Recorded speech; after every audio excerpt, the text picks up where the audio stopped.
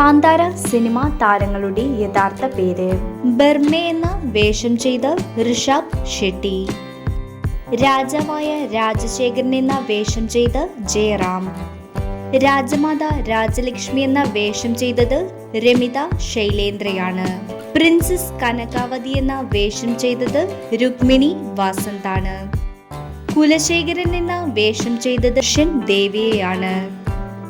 ഭോഗേന്ദ്ര എന്ന വേഷം ചെയ്ത പ്രമോദ് ഷെട്ടി.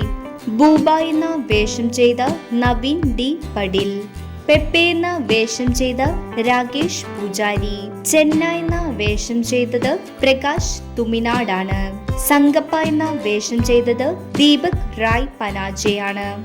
വിജയേന്ദ്ര രാജാവായി വേഷം ചെയ്തത് ഹരി പ്രശാന്ത് MG ആണ്. രാമദാസ എന്ന വേഷം ചെയ്തത് മൈൻ രാംദാസ് ആണ്.